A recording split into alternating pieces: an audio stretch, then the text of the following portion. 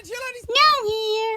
Finally getting around to bringing you my opinions on Fall Guys Logic 2. Because there are a lot of Game Tunes videos that I still haven't covered. And while I don't ever intend to cover the finales I skipped, because Friday Night Funkin' Logic is not good and very repetitive to review, I'm just going back to the first 10 videos I didn't review because I started the opinion series in Among Us Logic 9. So here we are at Fall Guys Logic 2.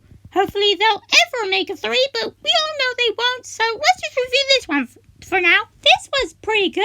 Not as good as the first episode, but Game Tunes was starting to find their footing as this was literally their second video, so that's understandable. They made it pretty clear that the bully guy was definitely the same veteran from before, but they weren't all that good at conveying that the unicorn was player, which was definitely a pretty big flaw in the storytelling aspect, but they definitely got better at it with Among Us Logic. Speaking of veteran, he wasn't the lovable, large dumbass he was in the Among Us Logic series, which is a decent portrayal of him, but here he was living up to his name as the war veteran stereotype who commanded over player. And it was really nice to see him in that form, and we don't really get to see it all that often in newer veteran. But whenever we do get to see it, it's a really nice treat because this is a good side of him, and really badass. And back in Fall Guys Logic, Player really was the relatable protagonist instead of the sad loser that gets bullied all the time and turns into a jackass. He had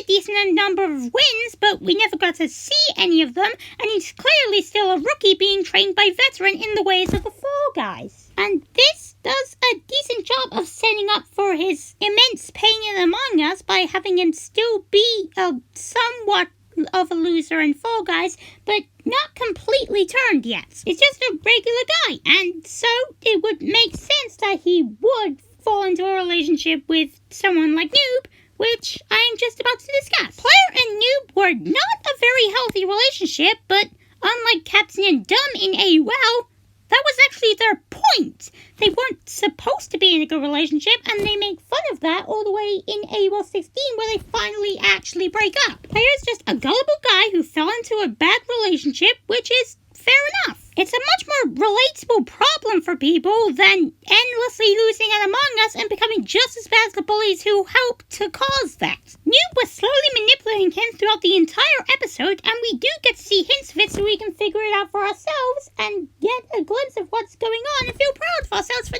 noticing it. And they paid off at the end with Veteran's remark and Noob's incredible evil laugh. The lack of payoff was a great strength of the first episode's ending, but it being here is a good part of this episode's ending. It's a nice contrast. Now we just have to hope we get paid off for our hopes of a third episode. Even though we all know we won't. Because, you know what? No matter all the noise we make, it just won't happen. But there's one noise we can make,